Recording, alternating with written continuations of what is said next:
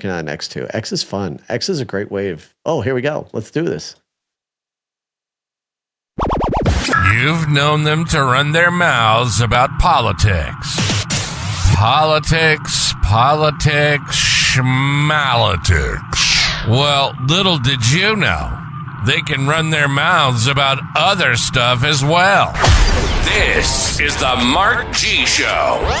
They have a natural curiosity about just about everything, from aliens, the paranormal, to the biggest natural disasters that have ever occurred on planet Earth, and everything in between. Two brothers from another mother ripping it up. And, oh no, we don't record the show. We have the balls to do it live.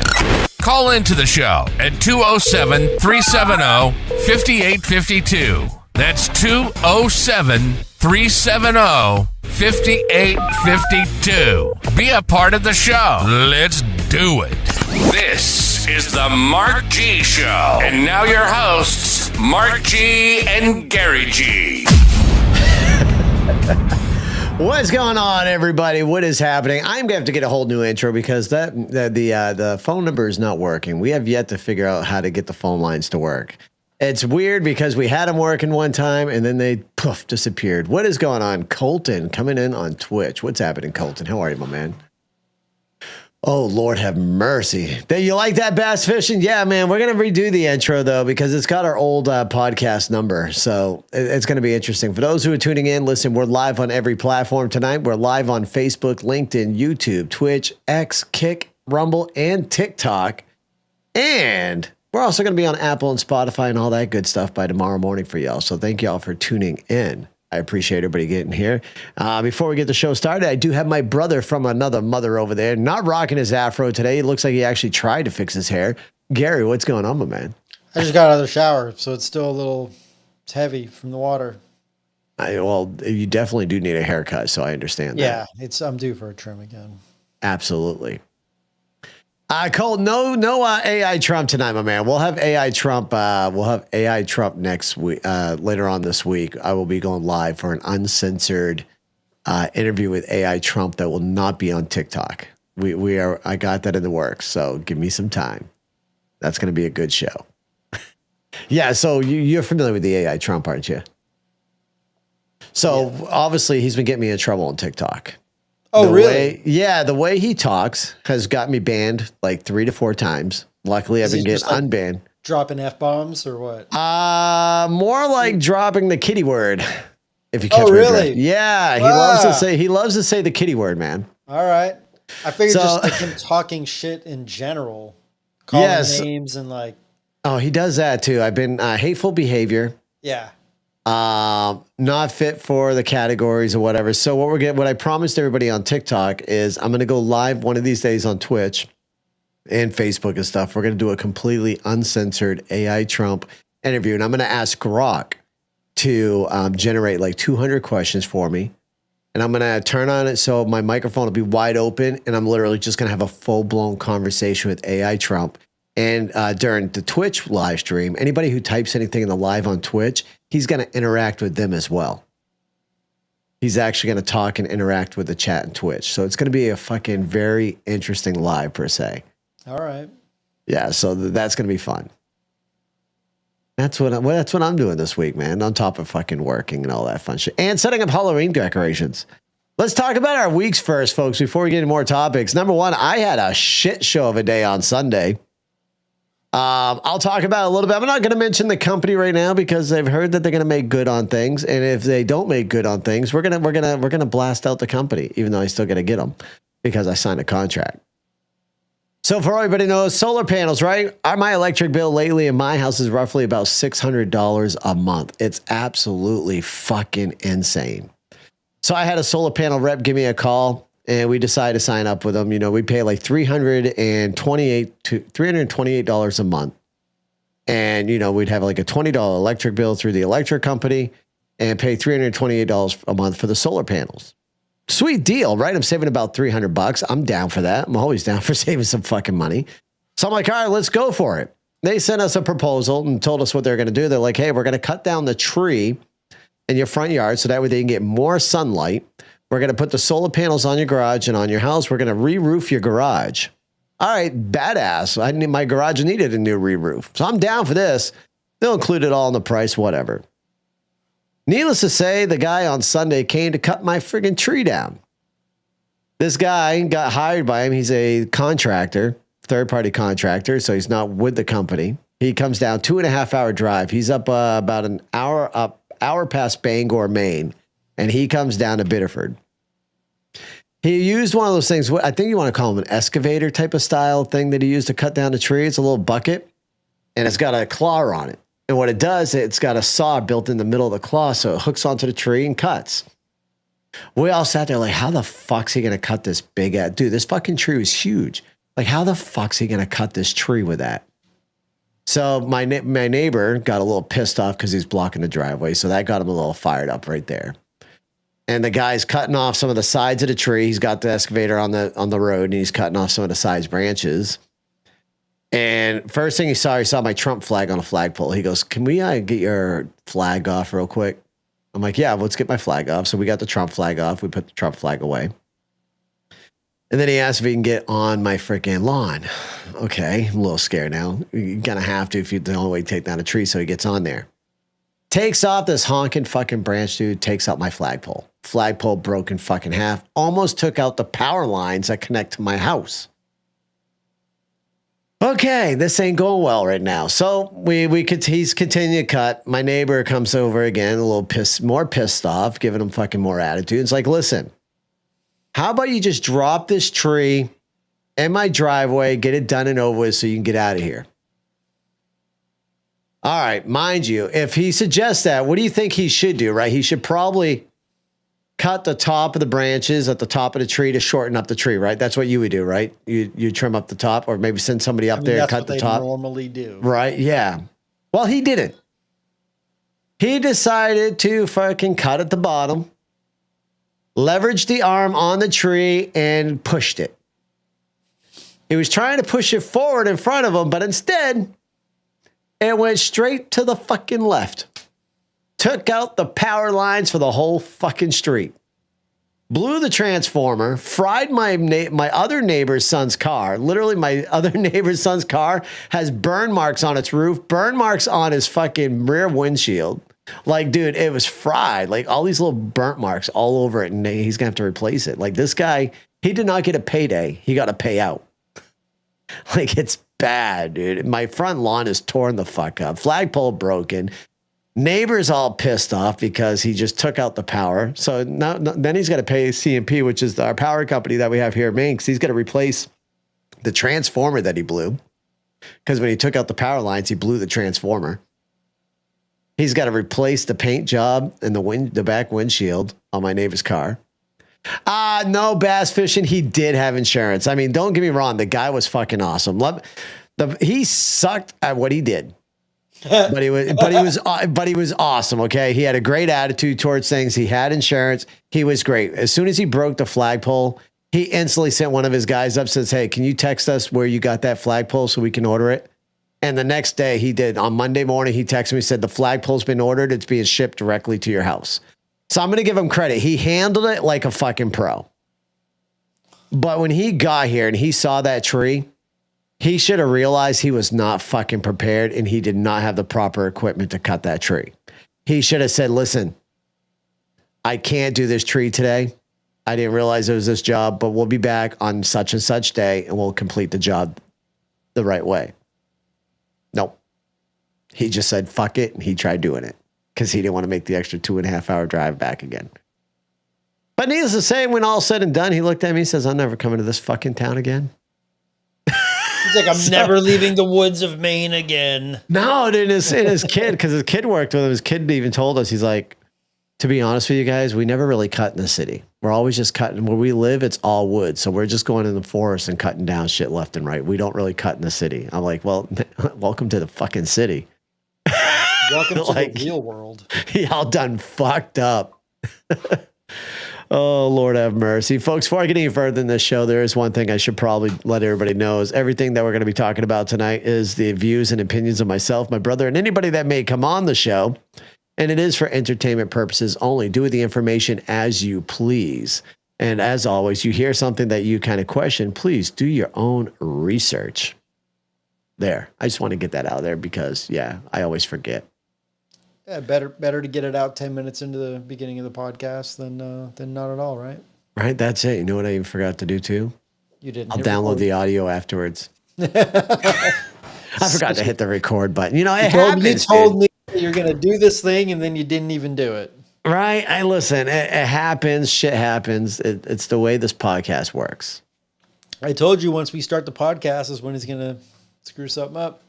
And what did I do? I screwed it up. And we're not starting back over because we're like 10 minutes in. Right? Yeah, we're 10 minutes, 44 seconds in. What's that? So you're keeping true to your word. I like it. Fucking right. That's how we work it. Anyways, Gary, that was my start of the week shithole of a show. What did you have for the start of the week this week, my man? I've gone to work. I've gone to the gym. I've walked my dogs. Shot some photos. Edited some photos. Got some lottery tickets. Oh, is the lottery up right now? Just, no. Got some so it's not like the big 100 million, 200 million or whatever. It's like 340 or whatever. I mean, 340 million is nothing to bat your eye at. Yeah, but I mean, I'm not going to win, so I'm just donating money to the fund. You never know. You never know. You never know. You know they're increasing the price of that, right? What? Did you buy the Powerball? Yeah. So they're increasing the price to the Powerball like to $5. Oh, fuck. Yeah. Well, then my purchases of Powerball tickets will go significantly down. And you're right, just down until the price of the jackpot gets a little bit higher, then it's time to play. Then I'll consider it. But until then, I'm going to keep my $5. Yeah, I just saw something on the news about that they're increasing the Powerball to fucking $5, dude. It's like they don't already rape you in the lottery. Yeah, they already rake you over the coals. They do. Folks, for those who are watching the stream right now, Gary's wife just served him a big fucking bowl of meat. Because no. Oh, no, it's not meat this time? I mean, it's got meat in it, but it's pasta. Oh, gotcha. But regardless, he just got served a big bowl. This happens every podcast episode. Gary gets served food. And he'll eat. And we'll hear him going. I'm sorry, guys. I just got out of the gym. I just cleaned up. I totally forgot about the podcast yet again. Walked the dogs. Didn't have time to really eat before the show. This is when I get to eat because I don't want to eat at 8:30 at night before I go to bed. Listen, you know what's funny is I even called him up to see where he's at. And I already had plans. I'm like, okay, if Gary's unable to make it, I'll understand because shit happens. And if he missed it, we were going to do the whole AI Trump live stream podcast and just make fucking fun with it. We were going to, but I'm not going to pull a Zach. I'm not going to be like Zach. Let's talk about Zach. Segue into talking shit about Zach rather than me eating. I see that. Listen, that's fine. We'll talk about Zach. So listen, folks, we're 4 weeks in on our podcast here, and Zach is nowhere to be found because Zach is, well, once again, calling out. So because of Zach calling out, I'm going to put it out there right now, out here on the podcast for audio and for everybody watching. If you want a chance to be on the Mark G Show and shoot the shit with Gary and I, and possibly take Zach's seat in the podcast, send me an email or send me a message. And we'll chit chat and we'll give you a trial, like 1 or 2 trial runs, see how things go. If you rock it out, you can take Zach's seat. Damn, Zach's being replaced. That's all right. Listen, poor y'all. Little Zachy poo. Zach could be replaced, y'all. This is all fun. This is just a hobby, y'all, but it's a blast. I love it. So there is no pay, Krim. So surprisingly, Krim, we don't get that many donations on the podcast. We're not that big just yet. It'd be nice once we get that big. But it'll be a good time, y'all. So listen, if you want to be on the podcast, shoot the shit with us. Come on in. We'll take you in and we'll shoot the shit. We'll see how things go. But that little 4-minute clip you sent me today made some pretty good. Dude, it did, didn't it? I liked it. Yeah, I thought that was pretty smooth. It was. Yeah, so for those who are wondering what Gary's talking about, I wonder if I can, let me show, let's see. Let's talk about that real quick because that's kind of fucking scary, ain't it? So, folks, what Gary's talking about is there is a new thing on Google called Google Netbook LM. If y'all give me 1 second here, we're going to switch over to this screen, to my screen share here. I'm going to change this out though. We're not going to do, hold on 1 second here. We're not going to do Twitter real quick. I'll bring X back up a little bit later. Let me exit out of this and we're going to bring in the Google LM screen, the Notebook LM screen. Give me 1 second here. Let's bring that up. Oh, you son of a bitch. All right. So for those who are looking right now, what you're looking at is Google LM. What this is a scary piece of AI.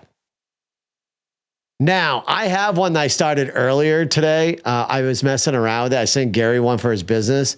But what I did this time, I wanted to play around with it. So I found aliens and Area 51. Because, you know, we love talking about aliens and shit. And this is where Zach probably would have loved to listen to it. And I gave it 3 different sources. I gave it a YouTube video. I gave it text from ChatGPT. And then I found another website of a news article where it says aliens could be walking amongst us. And after I gave it all of this information here, it generated, hold on here, where is it? Did it not show up here? It generated an audio file. Unfortunately, I don't see it. Hold on 1 second here. Well, shit. How do I get to... It's even got a picture of a fucking alien. That's funny. How do we get to the part? Your saved notes will appear here. 1 sec. Oh, view chat. Here we go, y'all. Is this where I find it? Well, shit. All right, disregard. It did not save it for me. So let's do this real quick. Let's fucking... Gary, give me a topic off of YouTube and I'm going to find it. We'll do it this way. We'll just do a full tutorial on this shit right now. Well, I sent you something on the Pentagon is reporting that a mothership might release small probes. Pentagon reporting. Hold on. Yep. Mothership what? Is going to release small probes over military bases. All right, let me find that article. All right, alien motherships, Pentagon official floats a theory by Politico. All right, fantastic. So we're going to take this Politico article here. Give me 1 second. So what we're going to do is I'm going to copy this article by Politico. For those who are listening right now, you can't see me copying that for some reason. But I'm going to go to a website on here, and I'm going to paste a link from Politico that I just found. Now I'm going to put it into this AI. This is where it gets fucking interesting, folks. Give me 1 second. I'm going to unlock my watch so we don't hear my phone going off like that with the damn Ring camera. All right, so what it did is it already got a summary of the website for me. So now, if I ever want to generate a full-blown podcast where I just don't talk and I just, I got some information I want to get out to y'all, I'm going to start releasing these different types of podcasts, these audio podcasts. So I'm going to hit generate. It's going to take a minute. It's pretty cool. So what it did is it wrote a summary of what's happening right now. The summary is that Pentagon official Sean Kirkpatrick, head of the All-Domain Anomaly Resolution Office, AARO, has co-authored a paper with Harvard professor Avi Loeb that suggests some unexplained aerial phenomena could be alien probes sent from a mothership. The paper argues that these objects, which appear to defy physics, could be a dandelion seeds released from a larger craft. I believe there's a movie like this, ain't there? It sounds like a fucking movie. Sounds like the plot to most sci-fi movies. Yeah. So, right, utilizing starlight for energy and Earth's water as fuel, this theory has sparked controversy, with some experts questioning its validity and others arguing that DoD should explore all possibilities. The papers aim to encourage rigorous examination of these objects before concluding that the laws of physics are being violated. So it's very interesting. What I'm doing right now is I've asked this Notebook LM to generate a podcast for us. We're going to listen to it here in just a second. So I'm going to need y'all's help here to let me know if you can actually hear it once we get it going. So once that generates here, we're going to listen to this. But in the meantime, folks, did anybody seen the UFO shit that's been going all over social media now from TikTok and X now? The unexplained shit that's been in the air lately and the crash that no one's been able to identify what was that crash? There's been a couple that have popped up on my feeds. All right. Now, I've watched a couple of the crashes. I almost want to say it could have been a governmental airplane, too. That's why it's quiet. Yeah, that's what I was thinking. See, a UFO is also obviously an unidentified flying object. So whether it's from outer space or whether it's just a government aircraft or even an enemy aircraft, and they just don't want the American people to know, and they're hiding it. Elizabeth Walker, thank you so much. But yeah, so we're waiting. It has actually taken some time, so I'm kind of curious how long this audio is. It's going to be scary as fuck, folks, when you hear this. Like how easy it is now. If you wanted to start up your own podcast and didn't want to use your voice, like imagine if they take this and eventually allow you to clone your voice to make this podcast. How long did it take to make that blurb about the Mark G show? It literally took maybe 10 minutes. For it to like process and do all that? For it to process and everything. Yeah. So I'm not sure how big that article was. Like I said, I went to Politico and I just pasted in Politico's article. So I'll be curious. I think UFOs are just us from the future coming to change the past, Krim says. That's an interesting theory. Yeah, I'm not opposed to that one. Right? I mean, I'm not opposed to time travelers. Even though I do know we have somebody in chat right now named Sully who's highly against it. He doesn't believe in anything that he can't see or physically touch. Some would like to argue that's just as bad as my I will not watch no movies more than once. I mean, it's pretty it's on par. Is it? I think it's on par. Well, you know what, Gary? Double barrel finger salute to you. And while you're shoving your face, let's listen to this podcast that we literally just had generated by Notebook LM talking about this article from Politico and having these little seedlings come down to earth from a mothership. Here we go. All right, so get this. We're diving into a theory that's, it's raising a few eyebrows to say the least. We're talking, and I can't believe I'm saying this, alien probes. Like, right now, potentially buzzing Can y'all hear this? Let me know in the chat. And what gets me is this isn't just, some conspiracy theory you'd hear whispered at a UFO convention. This is coming from a paper. And hold on to your hats. It's co-authored by Sean Kirkpatrick, the head of the Pentagon's UFO office, the All-Domain Anomaly Resolution Office, AARO for short, and the other author, Avi Loeb, a Harvard professor no less. We're talking heavy hitters in science and intelligence, so that makes this whole thing, well, let's just say it's piqued my interest. Yeah, I mean, you don't see a Pentagon official just casually tossing around the term alien probes every day. Oh, I'm going to pause it right there. I gotta, for those who are watching on all the other platforms, Krim just said, bro, it's Tesla's robots. Krim, I'm telling you, this is scary fucking shit. Like, where we're heading right now with artificial intelligence is absolutely fucking insane. We're going to continue listening to this because it's piquing my interest. And like, the way the Notebook grabs and starts the conversation, it actually pulls you into it. It's scary fucking good. It really is. So give me 1 second here. Let's go back to the this podcast that literally just generated. So for our listeners who haven't heard about this, break it down for us. What's the core of this theory? In a nutshell, they're suggesting that some of these unexplained objects, those UAPs, which is the government's preferred term for UFOs, they might actually be, get this, small probes. And here's the kicker. At least they're not anal probes. Are possibly sent out by a much larger alien mothership. Okay, now you're just messing with me, right? This sounds like something straight out of Star Trek. It's funny you say that. The analogy they use in the paper is actually, well, imagine a dandelion. Floating on the wind and those little seeds are scattering everywhere. Okay, I'm with you. So picture that dandelion as a massive alien vessel. And those seeds, those are the probes, sent out to, well, study us. Hold on. So instead of little green men landing on the White House lawn, we've got these tiny little robots, like, silently watching our every move. I mean, that's fascinating, sure, but also kind of creepy, don't you think? It's both, isn't it? And the paper really gets into the nitty-gritty of how this would even be possible. They talk about these probes potentially using things like starlight, even water. I'm going to pause real quick. Did it literally just sound like they added a third person to that podcast real quick? I thought I heard a change in the tone of the voice. Seems consistent. The same consistency? Okay. All right, I'm going to continue. As fuel. This would allow them to travel these incredible distances without needing those bulky propulsion systems we're stuck with. Wait, starlight as fuel. Okay, you've officially lost me. How does that even work? With our current understanding of physics, I mean, is that even remotely possible? It's a good question, and you've hit on one of the most mind-blowing parts of this whole thing.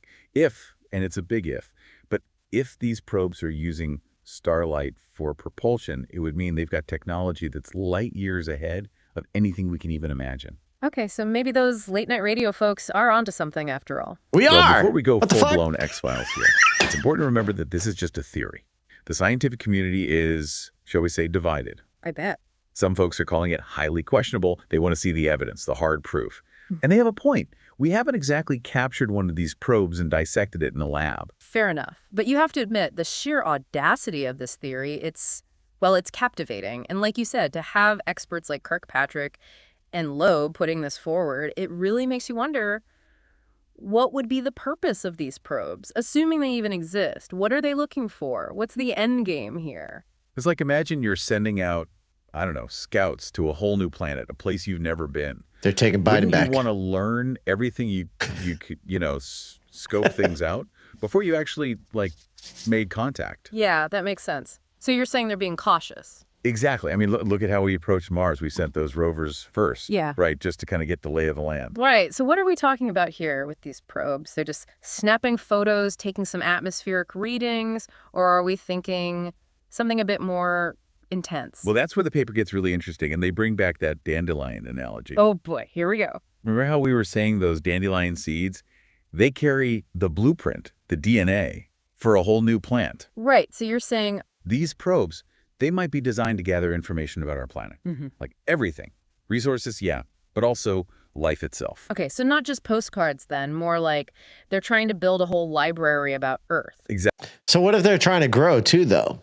If their theory's correct, what if these dandelions are planting and we're going to have some type of new form of a plant that comes in that can really, number one, either A, what do you want to call it? Learn about us. Or number two, it's growing an alien life form that we don't know about. And next thing you know, we have a legit alien takeover instead of an illegal alien takeover. It would be panspermia, right? Like Yeah, you were instead talking of about that, the meteors- panspermia theory, yeah. Instead of meteors crashing into Earth, it could be, other life forms just intentionally spreading their seed. It's pretty fucking interesting. And for those who are just now tuning in, this is artificial intelligence that generated this little podcast thing that we're listening to now. It's from Notebook LM. It's made by Google. It's very intense. I could have sat there, and maybe we'll do it before the next show, is you can add in multiple sources. So I could have found multiple different articles, maybe even found the article of the person that wrote it, and I could have put in 5 to 6 other articles, and it would have taken probably about a half hour or so to generate. And it would have came up with this. This is why it's so enticing on why I did it. We're going to continue this and listen to what else they have to say. Exactly. Like a cosmic fact-finding mission. They could be looking for anything. Signs of intelligent life, which, hello, they found some. I don't know. Or maybe Don't look at the White resources House. they need. How our planet evolved. You name it. I can see why some people might be a little freaked out by this whole thing. Oh, absolutely. I mean, saying there might be alien probes out there, that's one thing. But to say they're collecting data on us, that's a whole other level. It's a bold claim, no doubt. Yeah. And to be fair to the skeptics, the paper doesn't exactly offer photographic evidence of a probe beaming back our DNA to some mothership. Right. It's more about, here's a possible scenario Yeah. based on what we understand about physics and what an advanced civilization might be capable of. So more like, hey, this isn't as crazy as it sounds unless we've got the smoking gun kind of thing. Yeah, exactly. It's about getting us to think outside the box, to consider possibilities, even if they sound a little out there at first. I imagine that's a tough one for some scientists to swallow. I mean, we humans, we like to think we're the smartest ones in the room, right? But this suggests maybe we're not. Maybe there's something light years ahead of us. It completely absolutely. changes how we see ourselves, our place in the universe. And for some people, yeah, that's uncomfortable. But it also opens up all these incredible questions. Like, what if we're not alone? What if we're just one small part of this huge, amazing cosmic picture? I mean, these are questions philosophers have been asking forever, but now we're looking at them through a scientific lens. Oh. That's pretty exciting. So let's say, just for fun, that Kirkpatrick and Loba are onto something here. What kind of research would it take to, actually prove or disprove this theory? We can't just put a big sign in space that says land here. Right, although that's That'd be a funny awesome. thought. No, the paper really stresses the need for better observation of UAPs. We're talking better sensors, more sophisticated tracking systems. And this is key, a global effort. We need to be collecting data from everywhere. So like a worldwide UFO watch, everyone from astronomers to pilots to just regular folks reporting what they see. Exactly. And it can't just be about spotting them. It's got to be about understanding how they behave. Do they move in ways our physics can't explain? What kind of signals are they giving off? The more data we have, the better our chances of figuring out what's really going on. Makes sense, but that sounds like a logistical nightmare, trying to coordinate something like that Oh, globally. it would be a huge challenge, no question. I mean, it's very interesting how it generates it. Like, it's a full blown fucking conversation back and forth between a male and a female podcaster. Now, I feel like over the course of the next few months, imagine if they allow you to change voices or have more speakers. It'll ask you, how many speakers do you want? 2, 3, or 4? I mean, I'm very enticed to see where this is going to go. Artificial intelligence, man, is gone so far, and it's not even done yet. It's only going to progress and get even more scarier. It absolutely is. So, yeah, there's that, folks. This is called Notebook LM. I advise you to go check it out. If you guys want to really play around with something, or maybe you're a person that don't want to talk, but you want a podcast because there's certain things you want to talk about, or put kind of articles together and see what you can generate. It's very fucking interesting. I even did it for the business you work for. Did you have anybody else listen to that one? I did. I just shared it with my coworker. Did you? He was just like, he didn't like it. He thought it was too, because they were just talking about flooring. They didn't really go too heavily into the brand as much as like a marketing material would. But Right. I mean, I thought it was interesting. I was just like, okay, it's cool enough, Right. The fact that all you did is drop in a website and then all of a sudden it pulls up with whatever it pulls up with. That's pretty interesting. Right. I mean, if you sat there and generated something really good, like a good hour show from this, somebody who probably doesn't know too much about AI is not going to think that it's AI. They're literally going to think, oh shit, listen to these two people having a conversation. I mean, it's funny because I even had to talk about Donald Trump's website. That was very interesting. I went to Trump's website and had to pick it apart. And it literally was like, it wasn't talking negative. And it was just picking apart Donald Trump's policies. And it's like, he's really trying to get back to where he was at when he was in his presidency. Like, it was good. It was real good. So yeah, that right there, folks, that is a Notebook LM. I advise everybody, if you can, take a peek at it. It's very interesting. We are going to try changing the settings of this now, if I can. I hope I don't have to drop it and put a change. Am I really going to have to do that? I'll replace screen share. There we go. Nope. Son of a bitch. Gary, this sucks. Mark broke it. I did not break it. What I have to do is I got to remove the screen share, and then I have to exit out of it and redo the whole screen share. It's so stupid. So I got to put it back in here so we can go to X. Because there was that new thing that I saw on X that I was telling you about. You remember me talking? See, that's why I think people have multiple screens. We saw the stuff that the Hog Twins posted. The Hog Twins are fucking awesome, dude. Have you ever sat there and listened to their podcast? Yeah. They have like, it's Is like it a little Hog 10-minute or clip. Hodge. I think it's Hodge. Hodge. Yeah, Hodge Twins. My bad. Yeah. Yeah. So the Hodge Twins posted something on X, says 7 hours ago.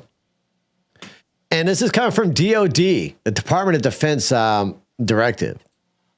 What the Hodge Twins posted says, what the fuck is going on? They're getting ready for a civil war, or they can try and legally 86 us. And Free Prince over on X posted, the Defense Department, with the stroke of a pen, has quietly codified its right to deploy lethal force against its own citizens. This is not a drill. The reissue of Directive 5240.01 is a declaration. Holy shit. All right. Well, declaration of intent. The military entity designed for external enemies now turns its gaze inward, poised to act with deadly precision with the inevitable fucking what I can't speak. Clash will erupt. This is a design. They anticipate conflict, and their anticipation, they prepare the battlefield. Our streets, our homes, our lives, and they will strike with the full force of war machine built to crush foreign adversaries, but now aligned to dismantle the internal dissent. The facade of representative government crumbles as the state arms itself, not just with weapons, but with the legal and bureaucratic tools to enact violence under the guise of order. What was once unthinkable is now written, approved, and ready to be executed. This is not a preparation for defense. This is a preparation for domination. Be warned, when the state moves in silence, it is because it expects resistance. Now, I wonder if this is getting ready for the election. I'm going to open this up right here, folks. This is the article from the Department of Defense right here. DoD intelligence and intelligent-related activities and defense intelligence component assistance to law enforcement agencies and other civil authorities. Office of the Undersecretary of Defense for Intelligence and Security, September 27th, 2024. So this was written, last month? Mm-hmm. September. September. The issuance implements Executives Order EOS 12333 and 13388 in Title 50 United States Code USC, establishes policy and provides direction for DoD intelligence and intelligence-related activities, assigns responsibilities, provide guidelines for defense intelligence component intelligence assistance to law enforcement agencies and other civil authorities. There's not much on that. Let's go to the second page here. What they got it highlighted right here. So we're going to go down to paragraph C, or section C rather. Assistance in responding with assets with potential for lethality or any situation in which it is reasonably foreseeable that providing the requested assistance may involve the use of force that is likely to result in lethal force, including death or serious bodily injury. It also includes all support to civilian law enforcement officials in situations where confrontation between civilian law enforcement and civilian individuals or groups is reasonably anticipated. Such use of force must be in accordance with the DoD 5210.56, potentially as further restricted based on the specifics of the requested support. That is kind of scary, and it makes you wonder, because we are coming up to one of the most important elections of our lifetime, in my opinion. And I feel as if either way that this election goes, it's not going to be good. Either way. Whether Donald Trump is elected as our next president or if Kamala Harris is elected as our next president, it's not going to be fucking pretty. It's not, because both sides, and listen, I'm a Donald Trump supporter. I'm voting for Donald Trump. But both sides will cause major chaos if either one wins. Yeah. The right has been silent for so long that we are been known as the ones who don't riot, the ones who do not cause destruction. But the way this election's going, there's going to be people that are going to think that it was, quote unquote, rigged. And if that's the case, we may, and I hope I'm wrong, but we may possibly see what everyone's been talking about, civil war in the United States. That's my opinion. You may have yours, but I don't see any good outcome really in this coming election. I don't. Because if Donald Trump gets elected, the left is going to go crazy. The left is going to do, number one, the politicians are going to do everything that they blame Donald Trump doing when he lost his election. They're going to fight him in the courts. They're going to sue him. They're going to say that China or Russia interfered with the elections, and they're going to try getting him out. The left is 100% going to do everything that they blame Donald Trump for. And they're going to say that they're justified for it, which is absolutely fucking ridiculous. Because they did it already when Trump won against Hillary. Hillary Clinton fought that. She made the Russian hoax, which is now known as the Russian hoax.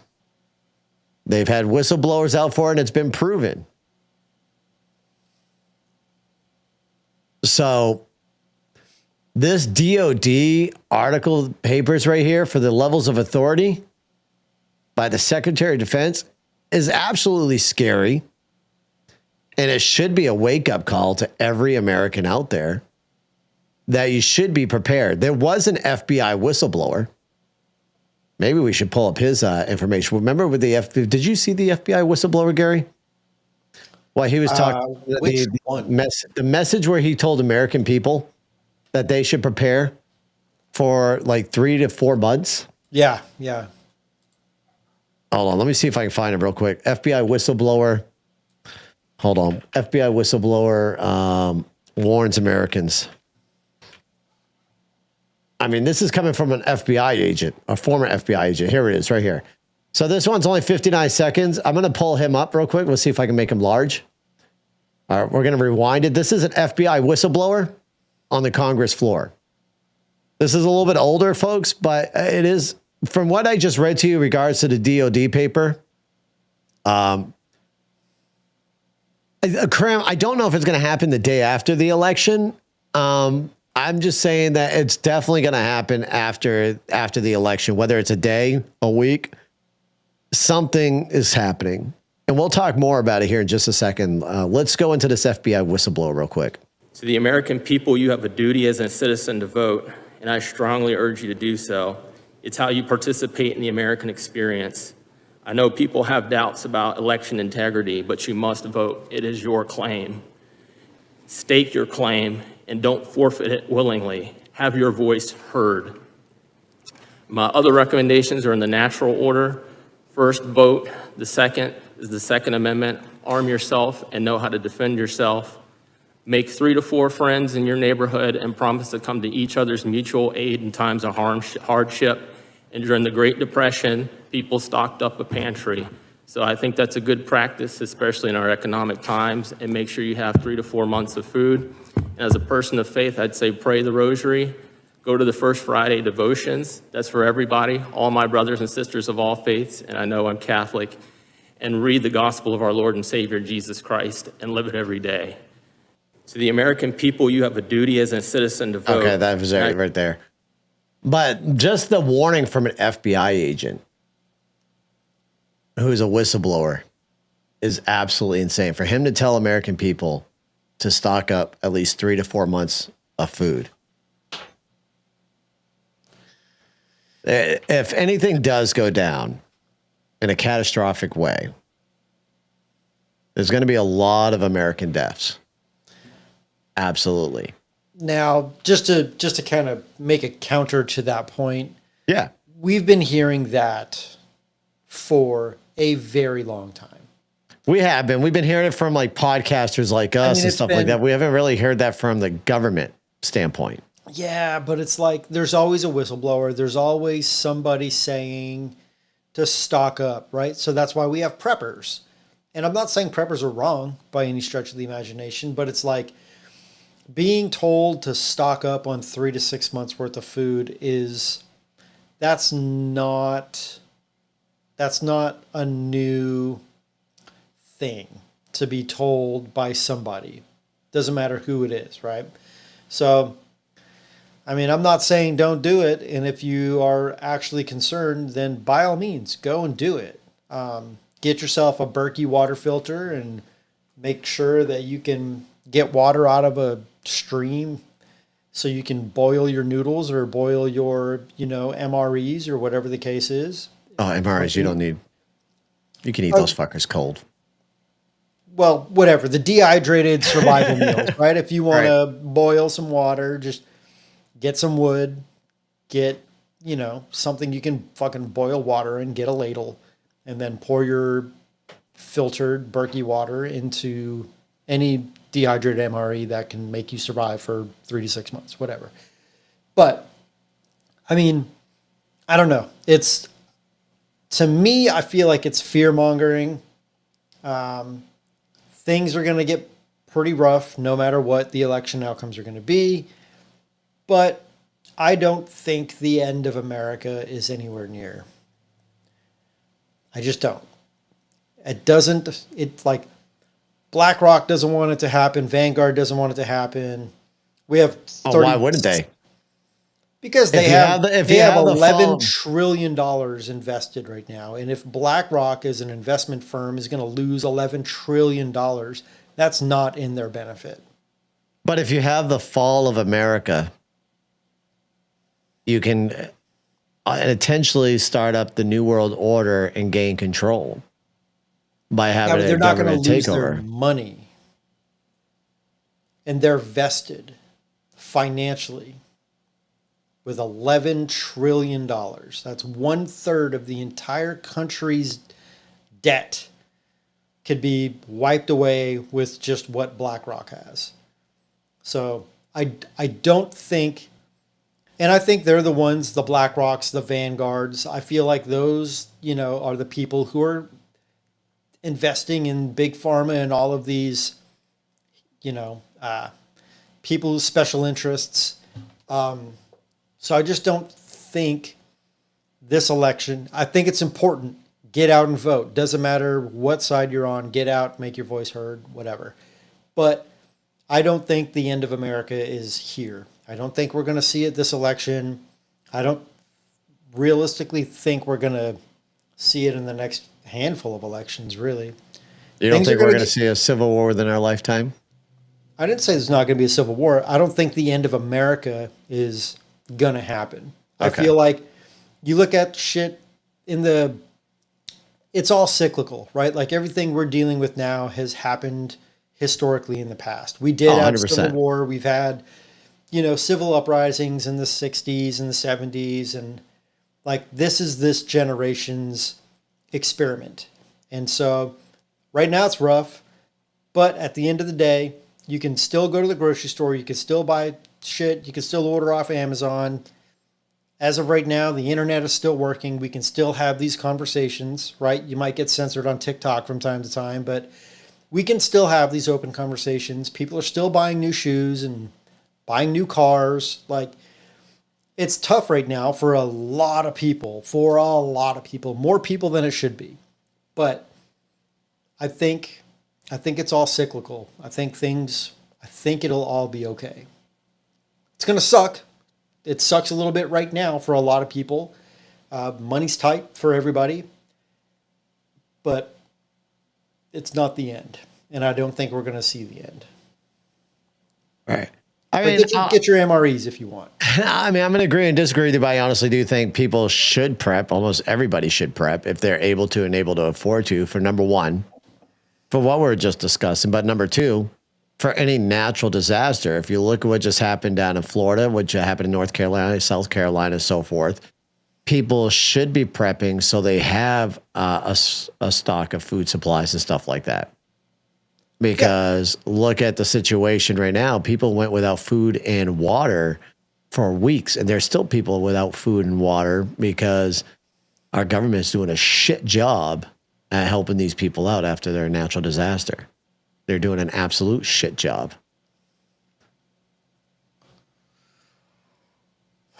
I'm not disagreeing with that. Okay. But at the end of the day, it's like, if you're like, we'll use the example you just gave. Like, so Hurricane Helene ripped up through Florida, Georgia, the Carolinas, Virginia, all the way up the Appalachia.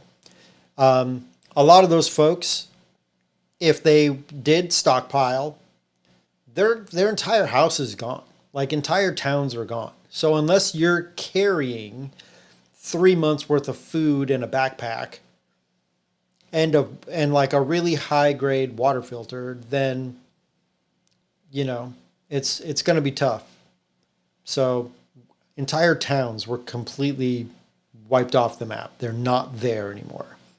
And so it's like, where can you go realistically in the event of a natural disaster if you are going to prep, right? So if you're in the valley and you prep, you're probably going to be washed away. If you prep and you don't have an alternative, high filter water source or some sort of energy source to cook your food, You're going to run out of wood potentially. It's like, it's really hard to like really prep, and like how much propane do you really keep? And like what are the odds of all of your stockpile surviving any type of natural disaster? Right. If you're in the middle of, the woods and the entire system goes down and you've got 6 months worth of food, is the system going to be back up and running within 6 months when you do run out of food? Do you have enough ammo? Do you have enough water? Like, what happens after that? Like, if total collapse happens, you're going to run out of shit. Your neighbors are going to know that you're a prepper, and they're going to know that you have stocks. And, I think it's more complicated than just prepping. Again, get your supplies. I'm all about it. I don't see any harm in doing it, but just make sure, if you have a bug out vehicle, how much gas do you really have? And if the roads are down, if the bridges are washed out, if some type of gang decides to block off the road, what if there's a bunch of traffic jams? Like, are you really going to trek off road? And then if you do, how far can you get? How well do you know the area? If you know the area pretty well, for how many miles? You get 40 miles outside of your comfort zone, and then you're in uncharted territory that you're unfamiliar with. And then you're in someone else's backyard who's also a prepper, who's also going to defend their shit. They're going to see you coming in your little Land Rover or your Overlander, and they're going to protect themselves, and then you have a shootout. You know what I mean? It's just like, I think it's more complicated than just prepping. Oh, it absolutely is. You got to have escape plans and so forth. You got to have plans. That's why he was saying make friends with your neighbors, know your neighbors.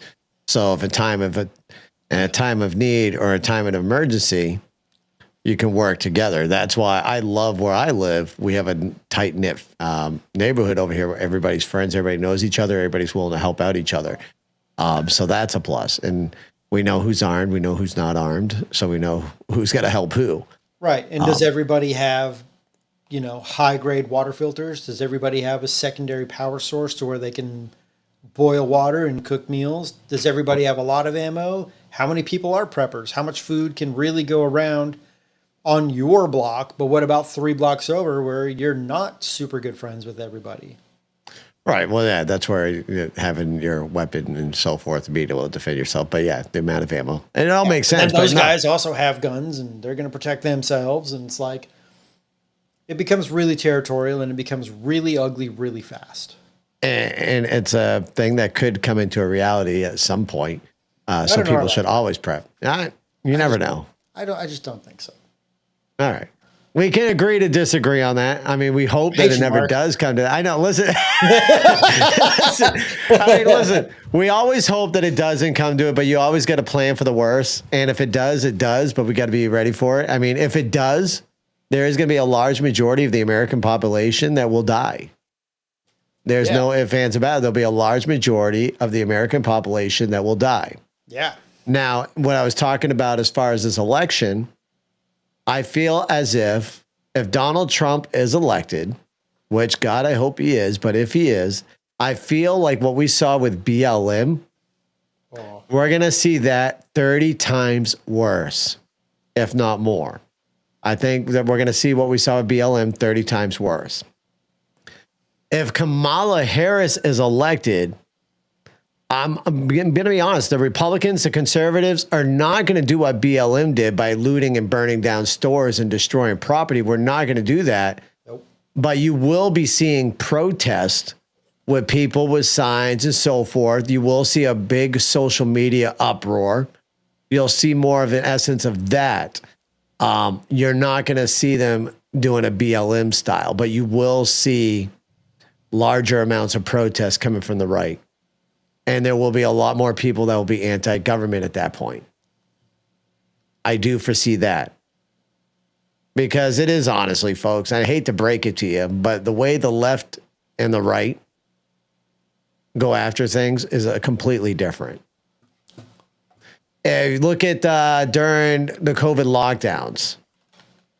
During the lockdowns for the protest of the mask and the jabs, you saw conservatives and Republicans, the way they protested, They did large vehicle parades around the state capitals and so forth.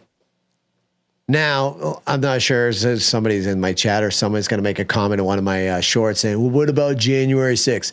January 6th was a shit show. I will admit that. It was a shit show. There were some individuals that did certain things that they should have never done. But at the same time, it is not Donald J. Trump's fault for what happened on January 6th. It is the individuals. But at the same time, there is evidence. The FBI was involved within that team, within that crowd, and local D.C. Capitol Police opened up the doors for people to enter into the building. What's going on, Andrew?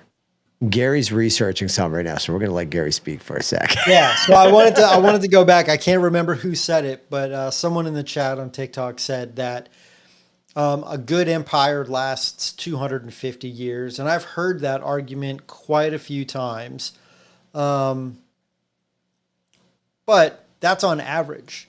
The Byzantine Empire was 1,100 years. The Ethiopian Empire was 665 years. And I'm not a science buff, or a history buff, so I don't know how accurate these are. I just did a Google search. So the Aztec Empire, only 196 years, right? Right. Babylonian, 299 years. One of the shorter ones, the Neo-Babylonian, was only 87 years. So if you look at it on average, 250 years. But there's plenty of empires who have lasted significantly longer than that. And I know that they were talking about America because America's kind of, if that were true, then the American empire is kind of coming up to its expiration date or whatever. But I just, again, even if the American empire in itself becomes a second place, I don't think we're going to end. I don't think, I think we got a lot of fuel left in the tank. All right. So, I mean, this is where you and I agree and disagree. It's great. I love having these conversations because, listen, I think I don't know. I just know I have a gut feeling that after November 5th, America as we know it is going to fucking change. America's changed since... No, America has changed, but America as we absolutely know it. Listen, I've said it numerous times in my live stream that America has gotten completely fucking soft. No, everyone gets their asses offended no matter what. Back in the day, listen, when we were kids, you could sit there and talk so much shit with each other, but you guys still laughed and had a good time afterwards. You got along. And if not, you just either friggin' punched him in the friggin' face and walked off, or you friggin' whatever. And then the next day after you punched him, you friggin' hung out with him and had a good time. But now you can say that someone fucking smells like ass, and next thing you know, either you're getting slapped in a lawsuit, or you're getting fucking canceled all over social fucking media because people have gone soft. Fuck, my own mother wanted to come after me. She's like, I didn't know if I can come after you for anything legally when I talked about her on the podcast. I was like, what the fuck? Like, come on. It's a discussion. Get over it. Like, America's gotten soft. Everybody gets offended over every little thing these days. And it's sad. And social media doesn't help with that when they fucking censor people as well. So... And there's also the big thing of racism's coming back in a full fucking blown force. And I want to talk about that real quick because I just saw a feed on X. And I'll bring it over to that screen real quick. When you separate a race and you only want to help out one certain race, don't you think that could piss off the other races as well? Racist. Kamala Harris announced that she will pass the multi-trillion-dollar reparation bill for all Black Americans if she's elected as president. Like, their reparations there's more people than just Blacks that were slaves back in the day. There were French that was slaves. There was freaking Australians. There was fucking Jewish. There was more slaves than just the blacks. But yet we're only focused on blacks. Like, why do we even separate people by color in the first place is beyond me. Because in my eyes, in my opinion, we are all fucking human. If we were to get cut right now, we would all bleed red. There's no difference between you and I. Your skin color is different. Who gives a fuck? You judge people by their character, not by their color. What's going on, Nexus? If a person's a dick, then they're a dick. If they're kind, then they're kind. But I do like this is a. Let me open up this clip here. I'm gonna rewind this real quick. This is the clip of Kamala Harris here. She had a town hall with a radio host, Charlemagne the God. I'm gonna load it up over here real quick. I see you over there, Marty. Hope you're having a phenomenal day, my man. Thank you, by the way, for the pumpkin. So this is where Harris was saying it right here, where she authorized the reparations. Well, first of all, on the point of reparations, it has to be studied. There's no question about that. And I've been very clear about that position. Well, first of all, on the point of reparations, it has to be studied. There's no question about that. And I've been very clear about that position. Well, first of all. Oh, okay. That was a quick fucking soundbite. So, like, she's playing. Did she? I don't know. I don't know if she used a teleprompter during this one, but she does have an interview, by the way, Gary, with a Fox News commentator tomorrow at 6 p.m. Eastern time with Brett Baer. Unfortunately, it is a half hour before his show starts, and I'm guessing the Kamala Harris team strategically set it up that way. But I'm hoping that he will go off script with any preemptive questions that they may have.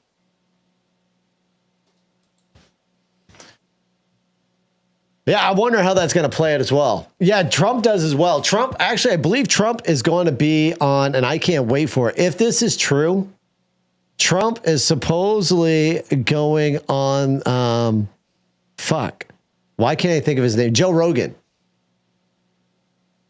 Apparently, Joe Rogan is going to be having an interview with Donald J. Trump. Oh, really? Yes. That would be interesting. That would be fucking awesome. And Joe Rogan also sent out an invitation to Kamala Harris. I honestly think that would be phenomenal. I would actually, it'd be even great if Joe Rogan was figured out a way to get both of them on the show at the same time. Do you imagine Joe Rogan interviewing Donald Trump and Kamala Harris in the same room?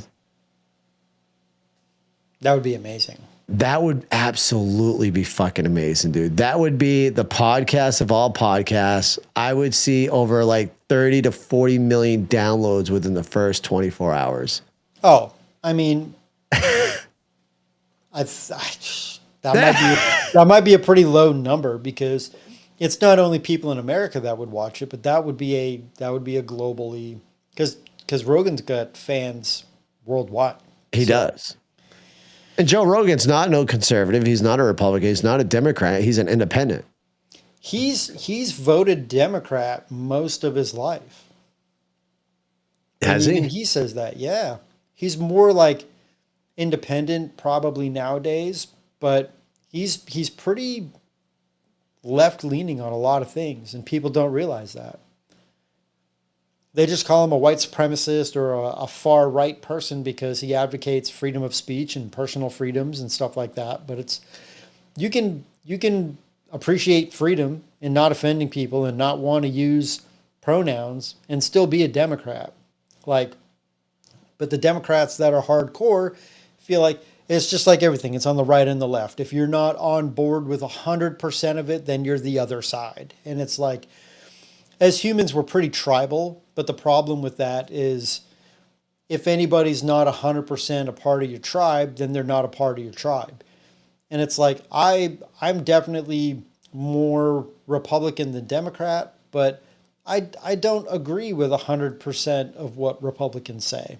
I don't agree with the majority of what the Democrats say, but I'm not 100% on any team because it's impossible for any team to be 100% right.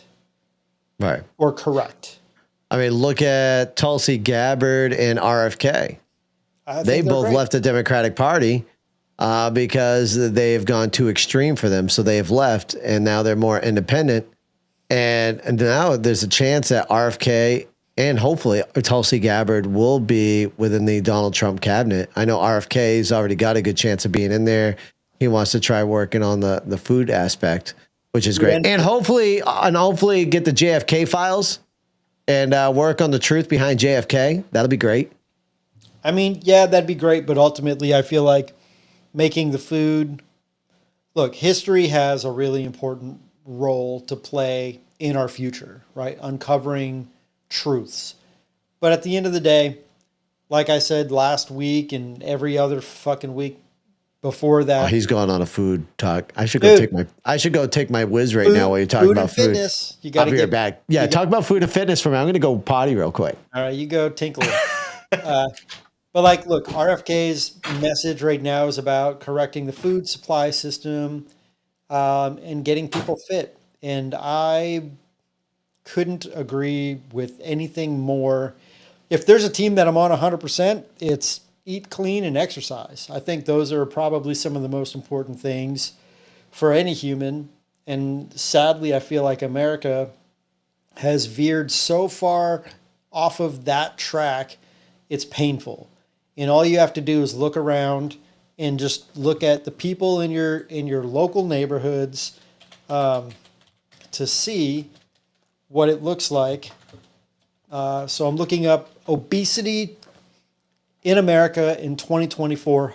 Over 40% of adults in the United States are obese. That's a problem, and that needs to be fixed, I think. And that kind of correlates with a lot of other stuff where if you don't feel well physically, you're not going to feel well mentally. And then you fall into the trap of the victim mentality. But when you are the type of person that handles resilience on your day-to-day life and you put yourself into hard situations on purpose, then the hard things that you're not trying to plan out are easier to deal with. What I was just saying, Mark, is shut up. What I was saying, Mark, was over 40% of Americans are obese. Not just like overweight, obese. And that's a problem. And I think that's kind of one of the agendas that RFK wants to kind of. Well, that and the poison that they're putting in our food. Yeah, but that's part of why dyes. everybody is obese, is because the food is poison. As I see Marty on TikTok saying, here I am eating a bowl of Chipotle. Chipotle. And Chipotle's, I mean, it's not the best, but it's not horrible. I mean, it's meat, beans, tortilla. If you eat it in moderation, it's fine. I know plenty of people who are super fit and they eat Chipotle. I'm Donald Trump, and I approve this message. I hate you so much, Mark. Fucking hate you, dude. I can't wait till the technology advances to where I can just reach through the camera. Oh, shit. I don't even know where we're at. We were talking about something. No, we were talking about RFK and Tulsi Gabbard. That's right. And Gary went on the... Well, that's RFK's agenda, is he wants to make America healthy again. And right. I'm on board with that. I think almost everybody's on board with it. I mean, it's funny, y'all. When we talk about staying fit and eating healthy, Gary goes on a deep, deep spiel. I fucking care about it, dude. How bad do you care about it, Gary? I care about it. I think it's really important. All right. I swear, when I visit Maine, dude, you're getting a backhand, bro. Oh, shit. I think it matters, man. Fuck you. No, listen, it does. It does. It absolutely does. I mean, you're not lying. The people do. And to be honest with you, if shit does pop off after election, no matter which way it goes, some people are going to realize how fit they are when shit pops off and they need a fucking evac real quick.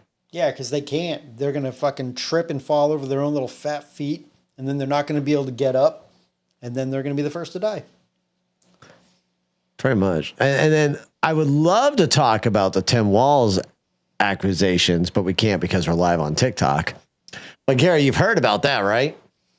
I don't know what you're talking about specifically, but I saw a video that was allegedly him dancing around in like a weird little leather suit. I don't know anything about it. Oh, no. It's funny. It's even worse. Oh. It's even worse than that. So I won't go in too much of detail because some of the social media companies that we're live on right now will probably ban us. But there are accusations right now. There's another person that's supposed to come out and do an interview at some point that Tim Walz had a thing for people that were underage during his time when he was overseas as a teacher. Is he on the Epstein flight log? No, not even Epstein. This is when he took the high school kids to, was it China? He had some. I don't know anything about this. Yeah, so he did a bunch of China trips. You didn't hear about the Tim Walz China stuff where he got caught in a lie and they called him out on it during an interview? Gary's gonna look it up real quick. But Googling it. He inappropriately touched a child. Right now that's hearsay. I'm waiting to see the interview come out. Hopefully that's gonna be released at some point. If that's the case, Kamala Harris's administration is really gonna have to do some fucking shit and probably drop his ass, and there's got to be a big investigation on him. There's a lot of government have screwed. Oh yeah, let's talk about that real quick. Remember I was telling you at the beginning? Folks, for those who don't know, you can actually bet on the presidential election. There's a website called the Poly Market, and I believe they use cryptocurrency. I tried signing up for it. They wouldn't let me sign up because of my state or whatever. But there's a thing called Poly Market, and the numbers have changed a little bit. But let me show you Tim Pool here. He posted it right here. I'm going to pull it up on the big screen again. So this is the Poly Market right here. And in these numbers, when Tim Pool posted this, hold on, what time did he post this? Tim Pool posted this 3 hours ago. So right now it's 57.9 Trump, 41.8 Kamala. So Kamala went up. No, she dropped even more. Yeah, she dropped even more. 0.2, yeah. She dropped 0.2. And Trump did drop though, right? 56.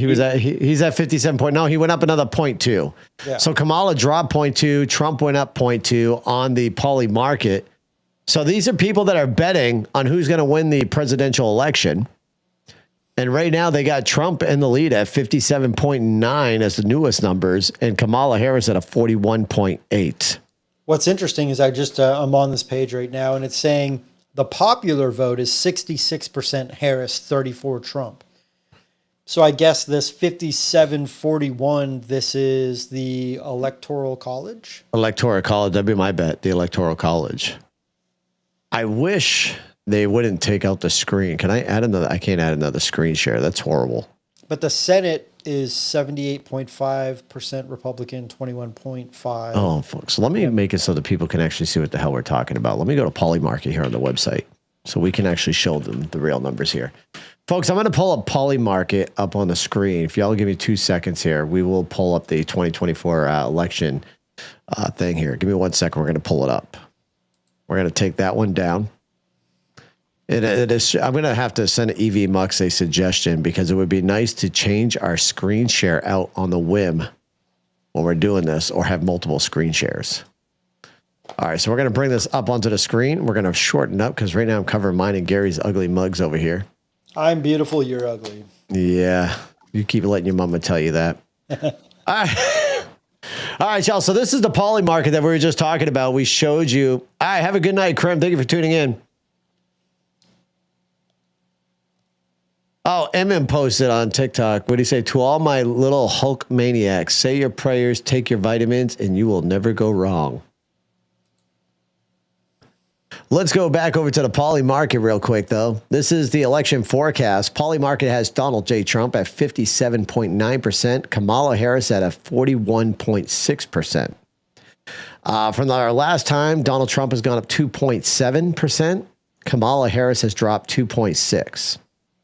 And like we were just talking about, we're guessing that this would be for the Electoral College results. And remember, folks, this is a betting market. These are what people are putting out hard-earned cash towards and what they're betting on. Let's go down to the map over here. Whoops, come on. Let's go to the map. So, of course, they got my state, unfortunately, and God, I'm not happy for this, but they got my state as a blue state. The state of Maine. It looks like all of New England actually is blue until you get down to Pennsylvania. Pennsylvania is a soft red. So I believe they're slowly turning full red. Same with North Carolina, Georgia, and Arizona. Those are all soft red. The other blue states they have is Virginia, Illinois, Minnesota, Colorado, New Mexico, California. Oh, Gary's lovely state is also blue. And they also got Washington. But what's crazy is Oregon, believe it or not, is the majority of Oregonians that I know are Republican. If Really? You go in, yes, dude. If you go into Portland, Salem, and Eugene, like the larger cities where there's more densely populated, they've all been tricked into being hardcore Democrats. That's why everybody up here is a they, them, zer, z, whatever. But The alphabet soup.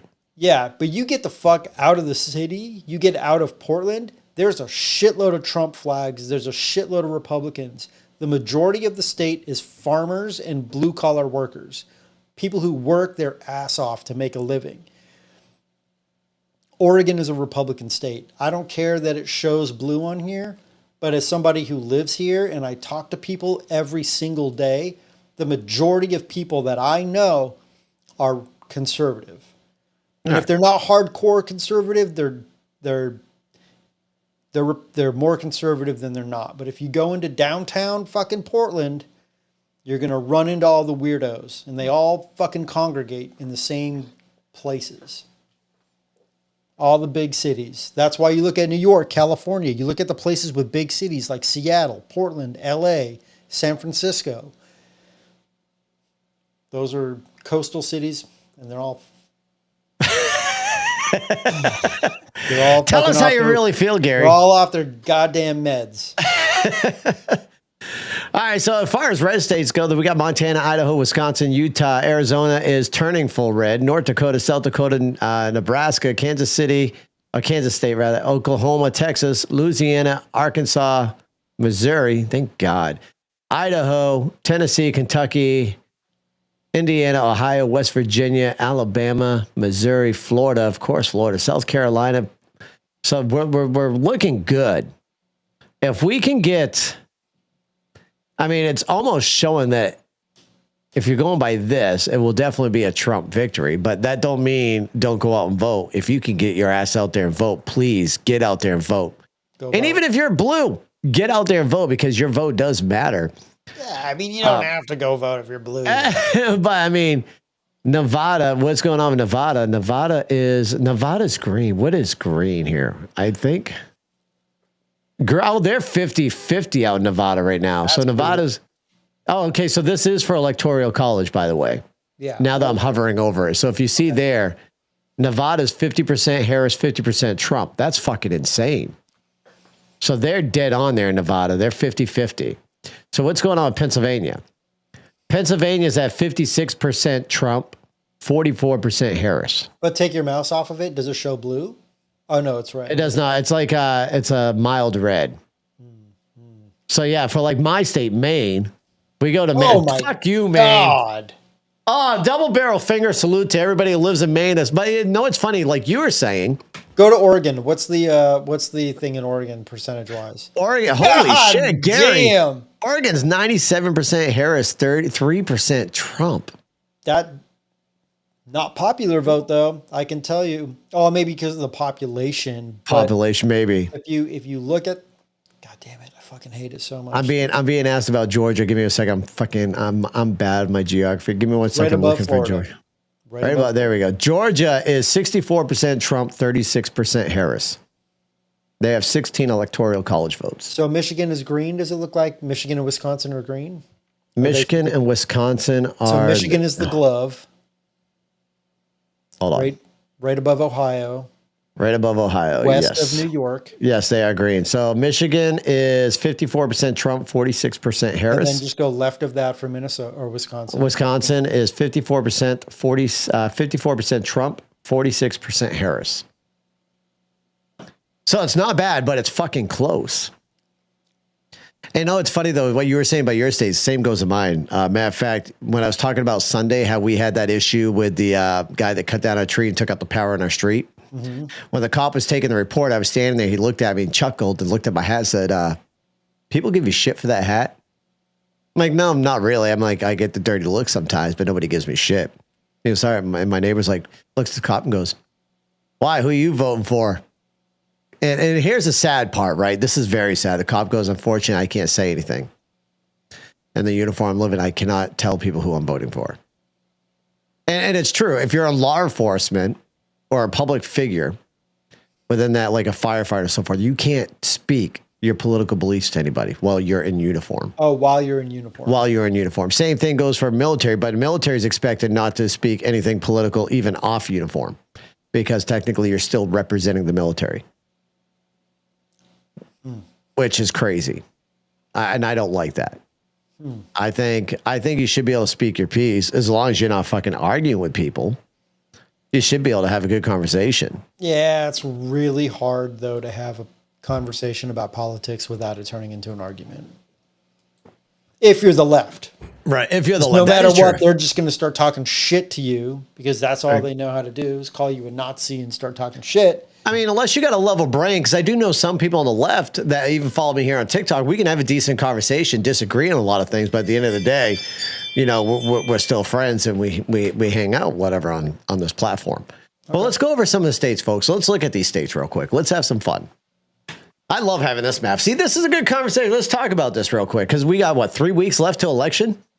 It's cruising up real quick. It is. So let's, once again, Maine right now, fucking Maine, 88% Harris, 12% on Trump. We're going to go to New Hampshire. New Hampshire is 85% Harris, 15% Trump, which is surprising. I thought New Hampshire would be more Trump.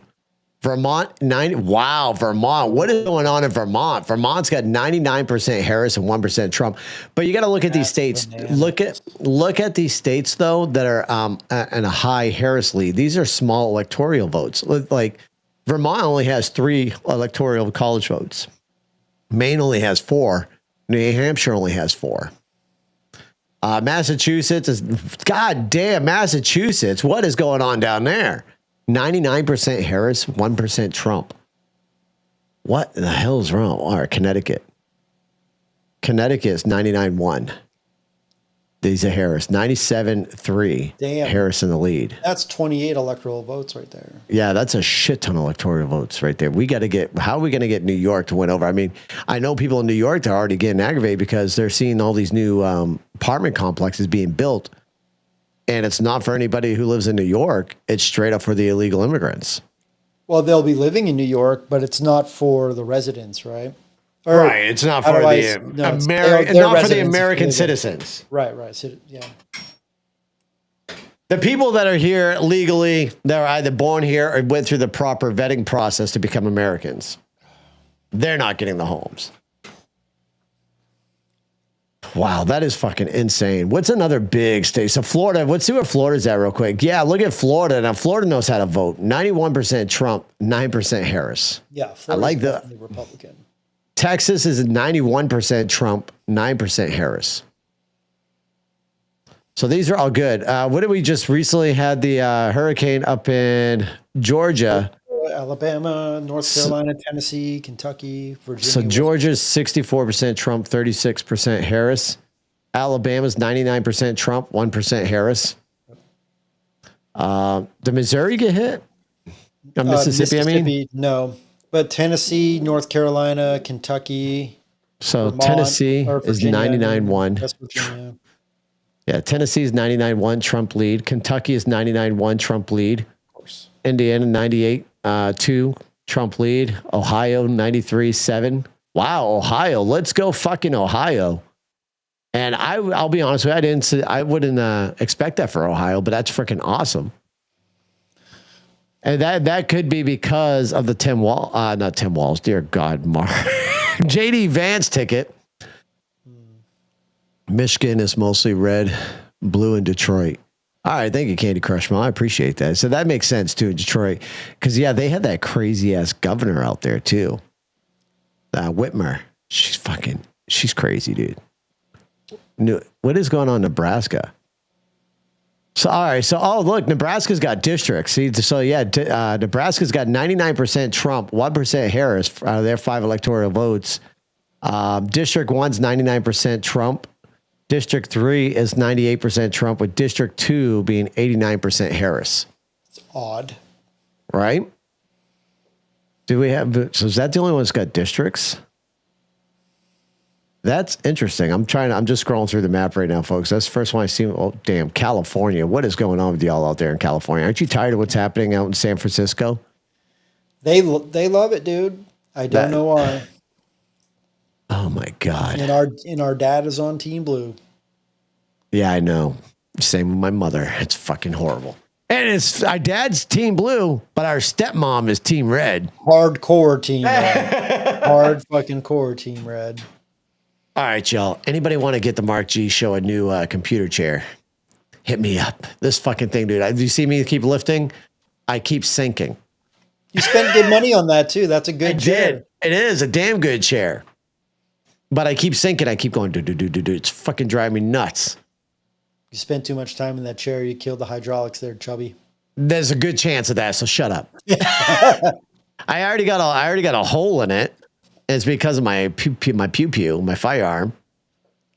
Because where I wear my firearm, the butt stock of it rubbed into the chair, and there's literally a hole right there where the butt stock of my fucking firearm goes. And it fucking worn it out. Oh, where's Alaska at here? Hold on, Alaska. What do we got for Alaska? Look at that. Alaska's 93% Trump with 7% Harris. Alaska's rocking it out for Trump as well. What about Hawaii? Yeah. Oh, Hawaii's 98% Harris, 2% Trump, which that kind of blows my mind, because after the fires, you would have thought there would have been more Trump, because the Biden administration treated them like shit, just like they're treating everybody after the fucking hurricanes. 750. Yeah, 750. Like, what's that? And then the government owns the property pretty much, from what I was reading on that. Yeah. That's freaking nuts, dude. All right, let's look down here, folks, because there is more to this map as well. Let's make sure this didn't change. Hold on. As we're just talking, this thing changes a lot, folks. All right, we're still in the same right there. All right, let's scroll down here. What else we got on this map here? Look at that chart. So Harris was in the lead at one point. Harris was at a 53-44 Trump, and then we moved up. Like, what happened? These interviews that Kamala Harris is doing, I honestly think these interviews are hurting her bad. Yeah, at the beginning of the month, it was more Harris, and now it's dipping. It was 50-50. It was 50-50 on October 3rd. And ever since October 3rd, it's been dipping. And that's pretty much when Kamala Harris started doing all these interviews. Like, she did that one, that daddy one. Once she went on that daddy podcast, dude, her numbers dropped drastically. I'm sinking again. Holy shit. I feel myself dropping. Fucking chair. Let's see. Oh, see, yeah, they got the swing states. So the swing states right here. Trump is leading in almost every swing state. Arizona, they got Trump up at 68%. Georgia, Trump's up 64% with Kamala at 36%. Kamala was at 32% in Arizona. Pennsylvania, they got Trump at 57% with Kamala at 43%. Hold on one second here. My wife is telling me good night. Hold on one second, y'all. Good night. Love you too. So, yeah, and you're looking at Michigan. Oh, my God. And then you're looking at Michigan here. Trump is at 54%. Kamala Harris, 46%. Wisconsin, 53%. Trump, 47% Harris. With Nevada is at a tie, 50-50. All right, I just got a text message here. I'm trying to look at it. Oh, okay. These are all the electoral college votes. Thank you so much, Marty, sending me out the electoral college votes. I appreciate that. So, yeah, we're looking at the popular vote. Like you said, the popular vote goes to Kamala Harris. But that's the same thing that happened between Trump and Hillary, right? Hillary won with the population. But Hillary did not win with the Electoral College. Hillary won the popular vote, but Trump still took the win because he got the Electoral College. So are we seeing another replay of Trump and Hillary over this time of Trump and Kamala? Because that's what it looks like we're doing right now. I don't know, Crazy. dude. Yeah. It's fucking absolutely crazy. And if you look at this, it looks like the Senate may, on the voting popularity here, the Senate may also go to Republican, but the House may go to the Democrats. It's slightly leaning towards the Democrat, but it's still within the toss-up range. California, hold on one second here. Shit. Give me 1 second here. I'll look it up. California does have 54 electoral college votes, with Kamala Harris sitting at a 98% lead on that one. That's nuts. Folks, like I said, the website we're checking out, if you ever want to check it out, please check out polymarket.com. That's the website we're looking at right now. It's polymarket.com. That's where we're grabbing these stats from. This is a website where people can actually place hard-earned money on casting their vote. And there's other stuff as well out there as well. Sports, politics, crypto, pop culture, business, and science. I kind of just gave them a free advertisement, but hey. It's a pretty cool website. I look at this thing daily. I do. But I mean, listen, folks, we are sitting at an hour and a half on this show. And I know Gary's got to do some things with the wifey and whatever, and probably get some other things tied up here. But because I'm sitting so fucking, hold on. I gotta lift myself up so I can see the soundboard. Hey, I'm high again. And that friggin' stain on my shirt showing. God damn it. Anyways, ladies and gentlemen, I'm going to end it with this. I will try to explain this every week that we go live from up until voting day. We are 3 weeks away from the most election in our lifetime, in my opinion. We are 3 weeks away. If you've not registered to vote, fuck. And if you're states like my state, you can register to vote on voting day. But with only 3 weeks left, the most important election of our lifetimes, you got to get out there and cast your absolute vote. And in my honest opinion, if you want to get America back on track, make your groceries freaking affordable again, make your gas affordable again, I'm voting for Donald J. Trump. That is the person that I believe that will get us there. And he's also the person I believe will lead us into a decent presidency in 4 years for his VP that I think will probably run as president. I don't know if JD Vance will, but I honestly think he will. But this will give us a chance to see how JD Vance can handle himself as a VP. So all I can do is stress to you is get out there and fucking vote. Don't think that we've already got it in the bag because the numbers and the polls are looking good in places. Polls are exactly what they say they are. They are polls. They're not legit numbers unless you get out there and freaking vote.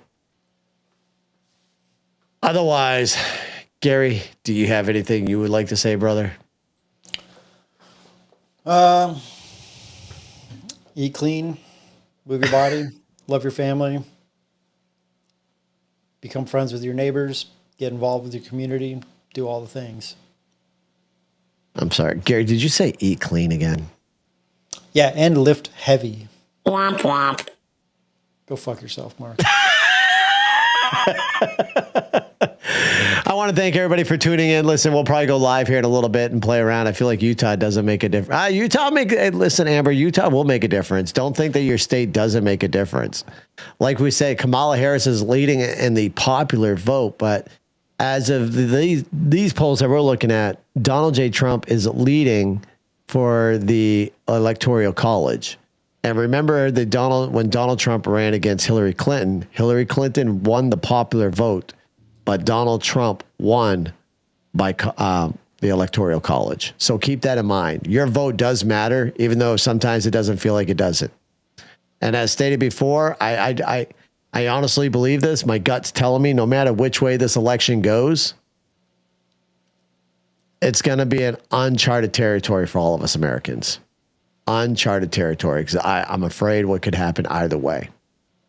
Those are my words. You can like them if you don't. But anyways, I do want to say thank you to everybody who showed up here, listened to the podcast, listened to us two dum-dums talk. I definitely appreciate y'all. And yeah, stay safe out there, y'all. We'll see y'all next week. You've been listening to the Mark G Show. You may know them from their political commentary, but there's a lot